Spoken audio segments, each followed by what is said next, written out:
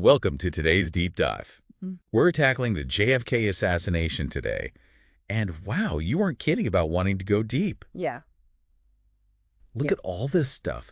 Research journals, articles, even some personal notes. You really went all in. Well, it's such a fascinating case. All right, there are so many theories and rabbit holes. And every detail seems to raise more questions than answers. Exactly. It's like this article claiming 59 witnesses saw JFK's limo come to a complete stop on Elm Street. 59. 59. That totally contradicts the Warren report, which said it never stopped. You have to wonder why so many people would say the same thing if it wasn't true. Right. Like, what would be the point of covering that up? Maybe there was something about a stopped limo that didn't fit their narrative. Maybe it made the Secret Service look bad. Possibly. Like they weren't doing their job. It's definitely a possibility. But then there's this other article with a scientific analysis of the sun's angle in Dealey Plaza at the exact time of the assassination. It even pinpoints specific dates and times when photographers could recreate the exact shadows. Oh, that's interesting. Right. I mean, for researchers trying to analyze the photos or films, knowing the lighting could help them spot inconsistencies or signs of tampering. It's like having a scientific detective on the case. Okay, but get this. This next one's about Howard Leslie Brennan, you know? Yeah. The guy who said he saw the shooter in the Texas school book depository window. Right. Well, this article questions if Brennan actually attended a lineup to ID Oswald. Really? Even though the Warren report says he did. It makes you wonder what else they might have gotten wrong. Or even changed. Yeah. Like, are we missing pieces of the puzzle or some of the pieces fake? It really makes you question the integrity of the whole investigation. Speaking of things that don't quite add up, there's this article about the rifle's journey, Oh, wow. supposedly used in the assassination. Yeah. This rifle had quite the travel itinerary. Italy, Chicago, even a holdup in customs. So we think of a murder weapon appearing at a crime scene. Right. But the rifle's journey to Dealey Plaza is a story in itself. It is. And all those details matter. Yeah. Like the customs delay, was that just a coincidence? Or a chance for tampering? That's a chilling thought. And then there's the post office box. Oh, right. Oswald used under the alias A. Hadel. Right. And this article suggests the documentation might have been tampered with to create a link between him and the rifle. Wow, if someone did that, it points to a much bigger problem. Right. A potential cover-up. Like, was Oswald really the shooter or was he set up? It's a question worth asking. Okay, brace yourself. This next one's a doozy. Okay. It's about the Soviet Union's take on the assassination. Interesting. They believed it was a conspiracy orchestrated by right-wing extremists Wow. who wanted to blame the communists and escalate the Cold War. That adds a whole other layer to the story. Doesn't it? They had their own intelligence networks and conclusions. They did. Totally different from the American narrative. It's fascinating how differently they saw things. Okay, now we come to Dr. James J. Humes, the lead doctor on JFK's autopsy. Okay. And this article discusses the controversy around him destroying his original autopsy notes, Oh, right. Yeah, I remember that. which fueled a lot of suspicion among researchers. Of course. I mean, why would he do that? It raises some serious questions, right? Absolutely. Without those notes, it's tough to verify the autopsy findings. So much room for doubt. Exactly. And just to add another layer of mystery, there's an article about a Dallas nightclub comedian A comedian. named Wally Weston. He just passed away. Okay. He claimed to have seen Oswald in his club before the assassination, Really? but he was never called to testify before the Warren Commission. Another loose end. Yeah, it really makes you wonder if there's more to the story than we've been told. Right. Like, what are we missing? Okay, so before we spiral into conspiracy theories, let's take a step back and look at the limo itself. The limo. Yeah, this article dives deep into the presidential Lincoln Continental SS-100X. I didn't know it had a name. It did. And the Secret Service made some interesting modifications to the car before the assassination. Modifications? Yeah, like they removed the original center partition and the glass privacy window. If they were so worried about security, why make him more visible? I know, right? It's strange. And it gets weirder. Jackie Kennedy later questioned if that privacy window was even there during the assassination. What? She didn't recall seeing it. Could that detail have been altered afterwards? Maybe, but memory is a tricky thing, especially after a traumatic event. True. It could be she was mistaken or thinking of a different time, I guess so. but it's still worth noting. Definitely, especially regarding the limo's overall security. Yeah, it makes you wonder what other details might have been overlooked or changed. The article also describes the limo's arrival at Dallas Love Field and the meticulous preparations for the motorcade. Wow. They even documented the positions of the rose bouquets. The rose bouquet. Given to Jackie and Mrs. Connolly. I know it seems minor, but... I know, right? But it gives us a glimpse into the atmosphere of that day. It does. The level of pomp and circumstance. Yeah, it's like a snapshot before everything went wrong. And then we come to the fateful turn onto Elm Street. Right. Where the article says the limo took the dogleg curve slowly. Okay. Maybe a bit too wide. Before slowing down even further. Like the driver was hesitating. It does kind of sound like that. At such a crucial moment. Like, was he deliberately slowing down? The driver's actions have been debated for decades. I can imagine. Some say he was just reacting to the crowds or Secret Service protocol. Right. But others think his movements were deliberate, even part of a larger plan. Wow. Imagine if we could ask him directly. That would be incredible. Then the article describes the chaotic scene at Parkland Hospital. Oh, right.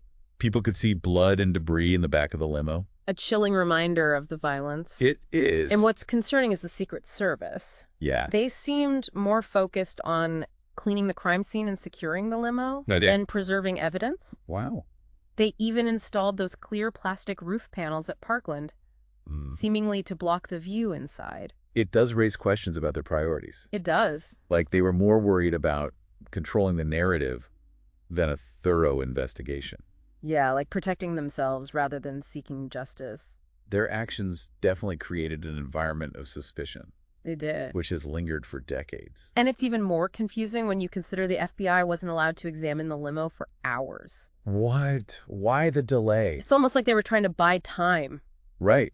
To clean up or plant evidence. It's impossible to say for sure. I guess so. But it definitely raises red flags. And remember, this was all before the limo was sent back to D.C. on a C-130. Right. While Air Force One, carrying the president's body, left almost an hour later. Why the rush? It seems like they were trying to erase the past, or at least their version of it. It does. And to make matters worse, just a few months later, the limo was completely rebuilt. No. Eliminating every trace of that day. That's controversial. A lot of people saw it as destroying evidence. Right, and hindering the investigation. Like, imagine if in any other murder investigation, the crime scene was just erased. It's unheard of. It is. So what does all this tell us about the limo itself? Is it evidence, or just a symbol of all the secrets and lies?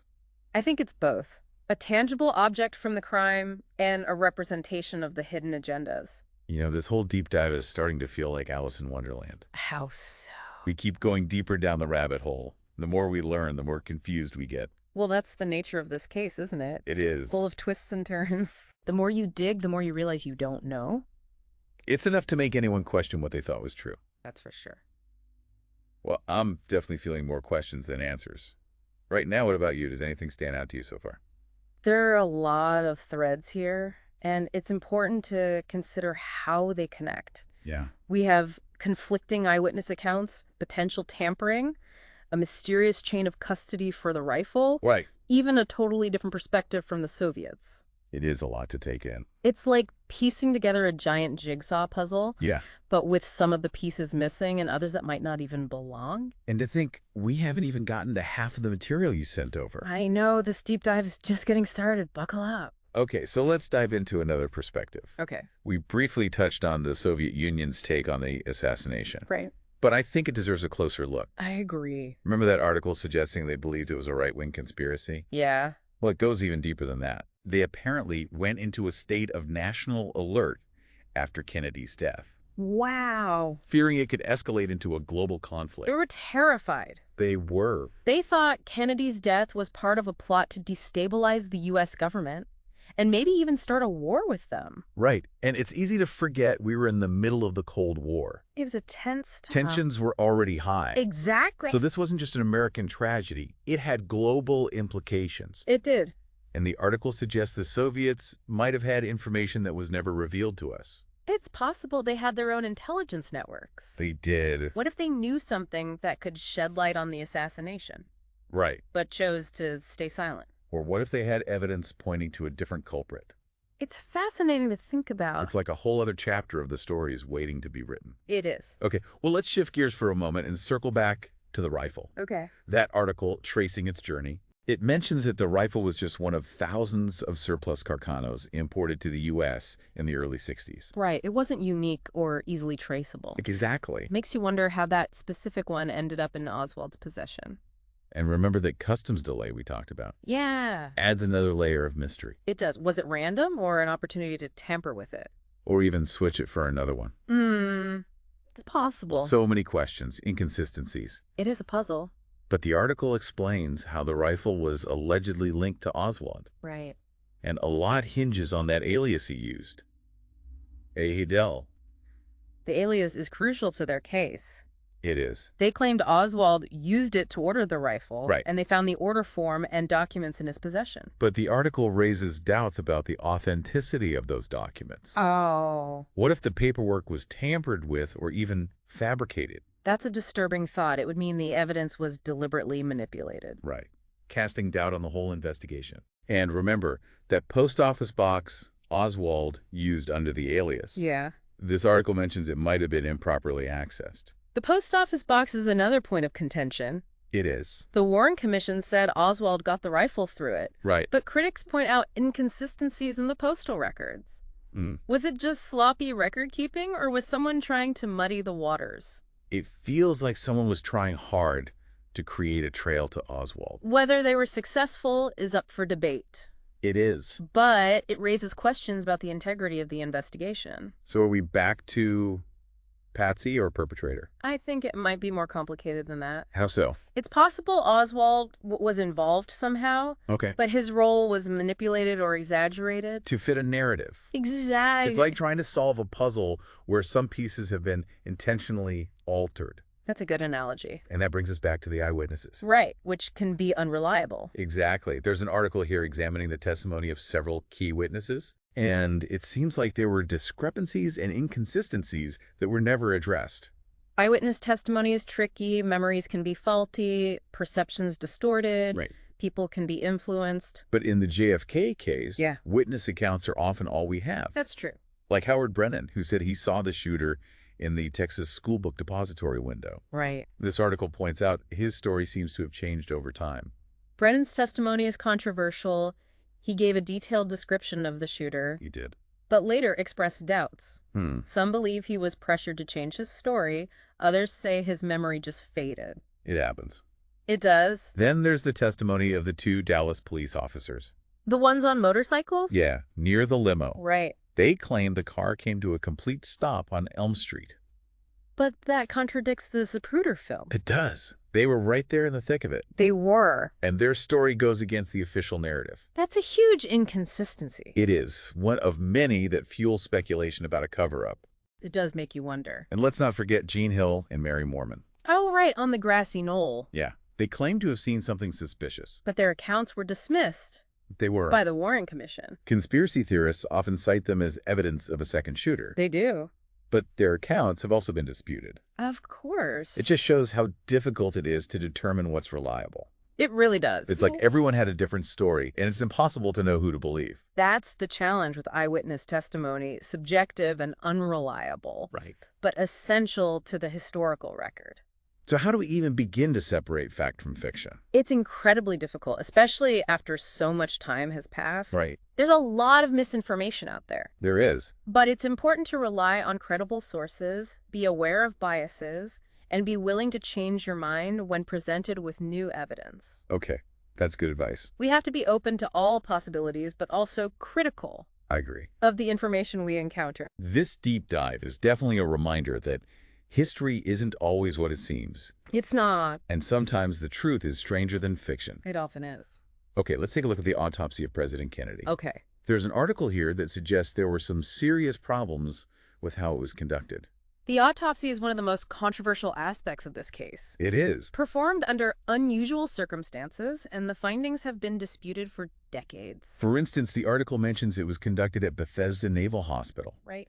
But the pathologists weren't particularly experienced with gunshot wounds. That's right. Dr. James J. Humes, the lead pathologist, was a Navy captain. He was. Who had done relatively few autopsies involving gunshots. So are you saying he might have misinterpreted the evidence or missed something? It's possible. And it all happened under intense pressure from the government. That's right.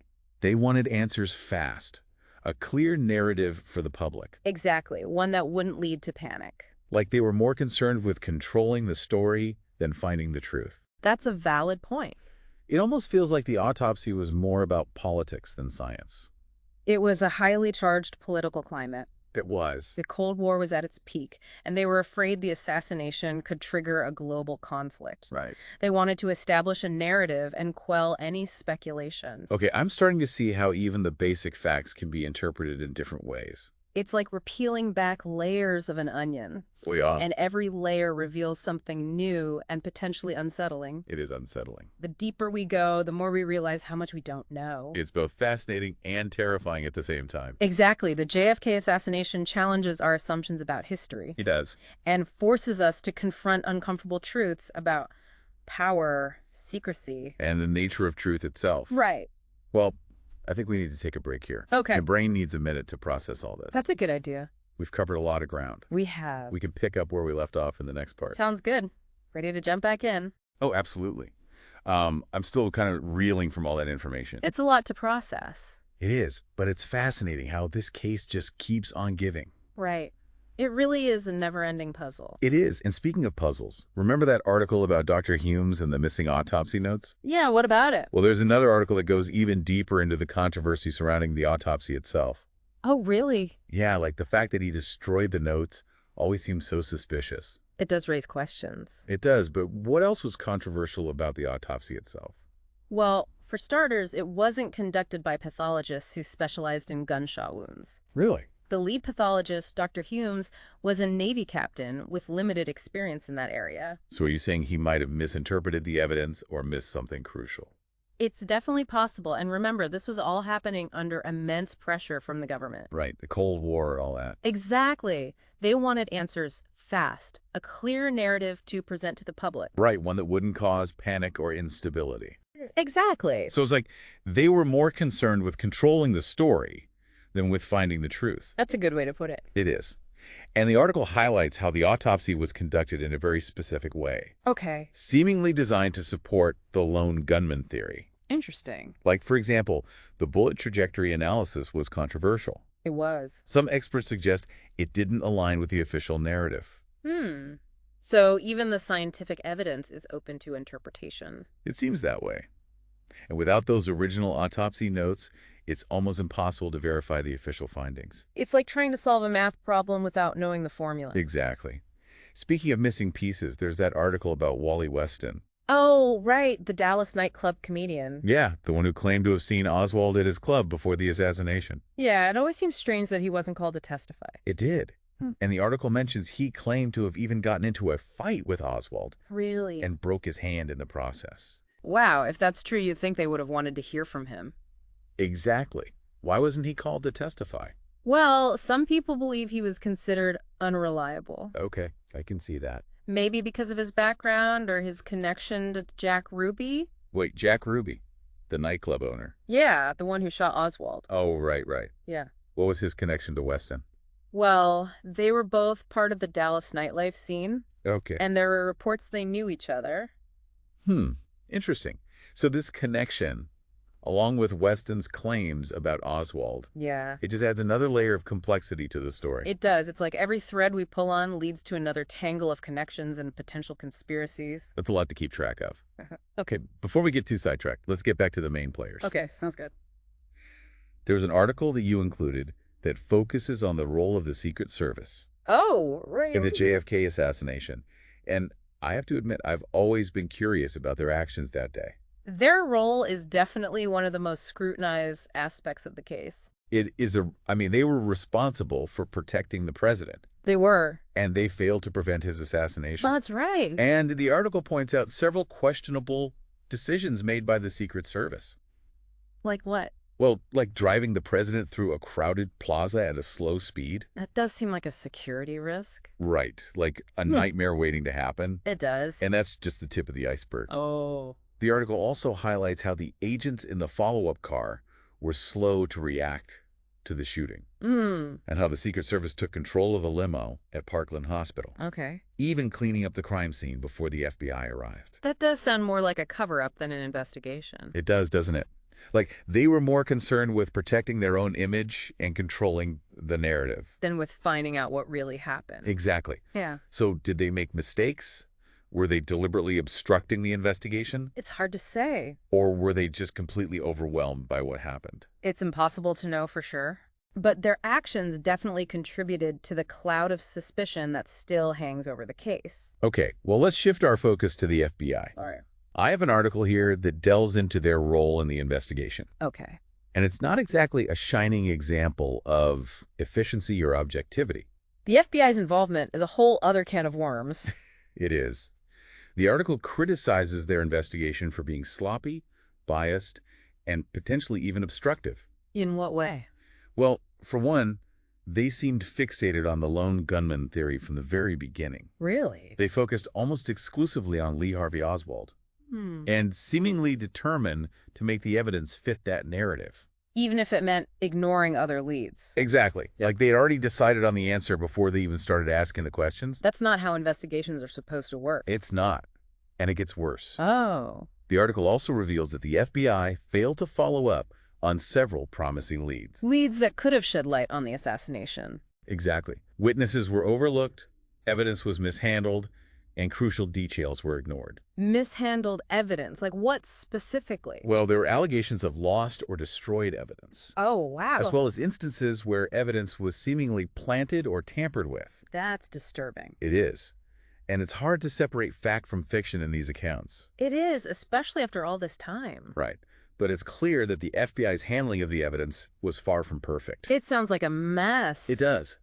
It almost seems like they were deliberately trying to botch the investigation. Or at least steer it in a specific direction. Exactly. That's a serious accusation. It is, but the article raises questions about the FBI's motivations and methods. And it's clear their investigation played a major role in shaping the official narrative. So are you saying they might have been more concerned with protecting their own interests? Or those of the government. Yes, than with finding the truth. It's certainly possible. Wow. It really is starting to feel like we're dealing with a multi-layered conspiracy here. It does, doesn't it? Every agency, every individual involved seems to have their own agenda, their own secrets. And that's what makes this case so fascinating. And frustrating. Yeah, both. It's like trying to untangle a giant knot. We are? And every time you think you've found an end, it leads to another tangle. Speaking of tangles, let's talk about the Warren Commission. Oh, right. The group that was appointed to investigate the assassination. Exactly.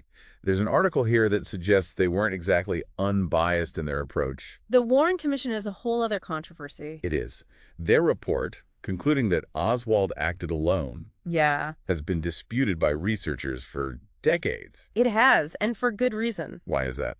Well, the commission was made up of prominent figures from the government and legal profession, Okay. but none of them had any experience investigating assassinations. So they were kind of thrown into the deep end. They were, with one of the most complex cases in history. Yeah, that doesn't exactly inspire confidence. It doesn't. What else was problematic? Well, the article highlights that they were under immense pressure from the Johnson administration To do what? to wrap up the investigation quickly Really? and to avoid any conclusions that might destabilize the country. So basically create a narrative that would calm the public and maintain order. Exactly. Mm. Even if it meant sacrificing the truth. So they were more concerned with politics than truth. It seems that way. Yeah. And remember, they relied heavily on the FBI's investigation. Right, which we already know was flawed. It's like building a house on a foundation of sand. It's bound to collapse. And it's no wonder their report has been criticized. Right. It's a flawed document built upon incomplete evidence, faulty logic, and political pressure. Exactly.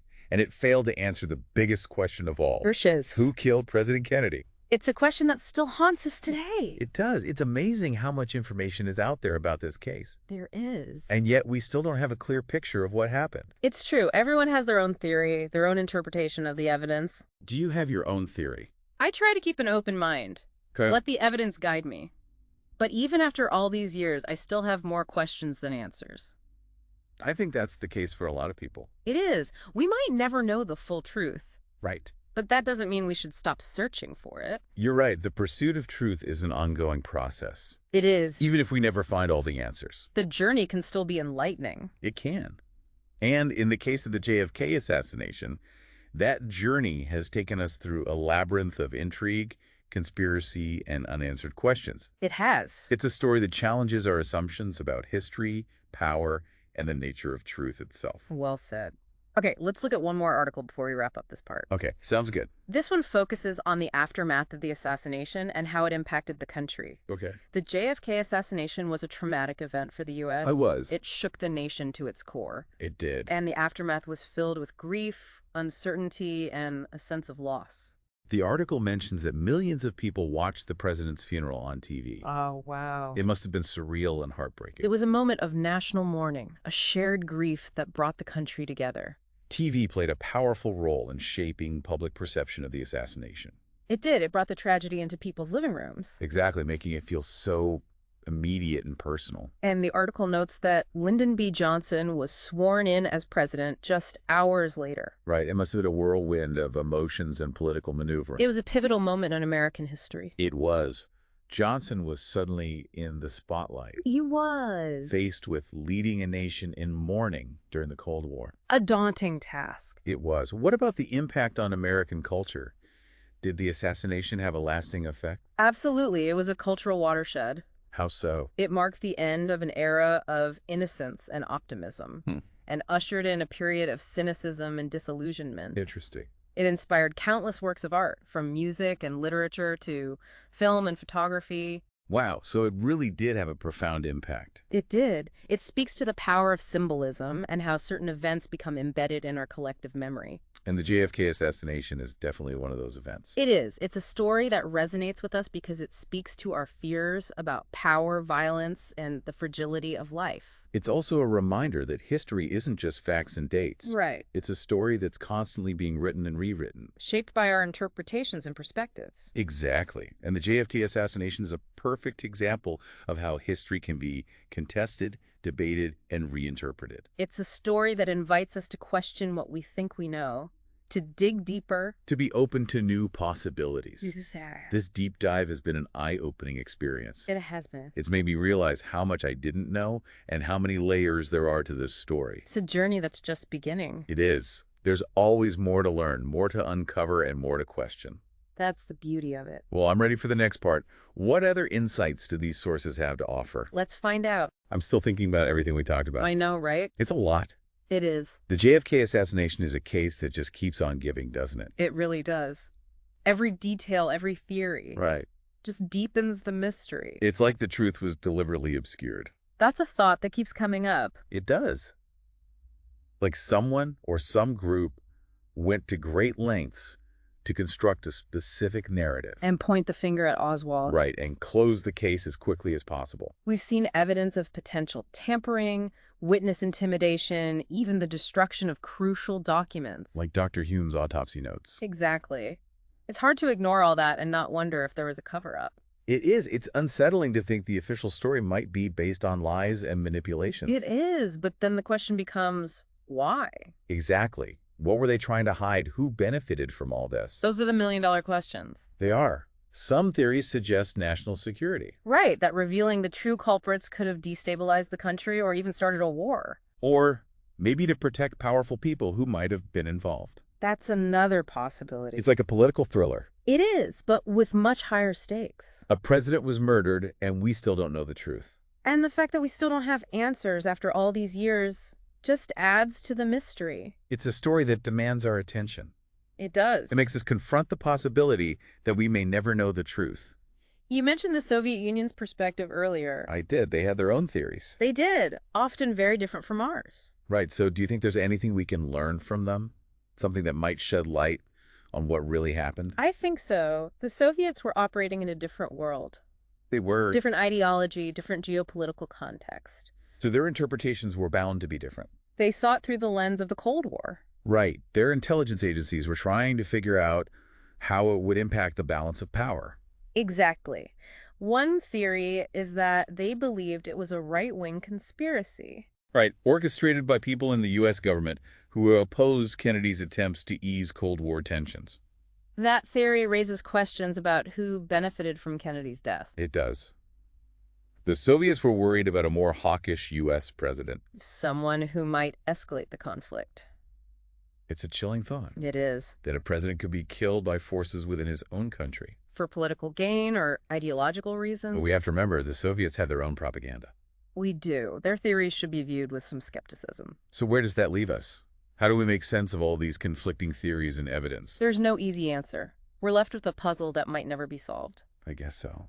But trying to solve it, piecing together the information, grappling with the ambiguities, Yeah. that's incredibly valuable. It is. It makes us think critically, question authority, be open to different explanations. It reminds us that history isn't a straight line, It's not. It's messy and complex. a tapestry woven from countless threads, Some lost, some hidden. and some we may never understand. The JFK assassination is a prime example of how history can be debated and reinterpreted over time. So what do we do with all this uncertainty? How do we live with not knowing the full truth? I think we embrace the ambiguity, Okay. acknowledge that there are multiple interpretations, Yeah. and that our own biases shape how we see the past. It's a case that invites us to be humble, to recognize the limits of our knowledge. And to be open to the possibility that we may never have all the answers. Sometimes the most important thing isn't finding the truth. It's the search itself. Asking questions, challenging assumptions. In a world where information is so fragmented, those skills are essential. They are. We need to be able to tell fact from fiction Evaluate sources critically. and be open to changing our minds. This deep dive has been a crash course in all of that. It has. I've learned so much about the assassination, about history, the complexities of truth. And the importance of questioning what we think we know. It's been eye-opening. He has. Thank you for guiding me through all this. It was my pleasure. And remember, the search for truth is ongoing. It is. It requires curiosity, skepticism, and a willingness to embrace the unknown. So keep asking questions. Keep digging. And never stop learning. That's great advice. And to our listener, thank you for joining us on this journey We hope this deep dive has given you a new perspective. and inspired you to keep exploring this fascinating case.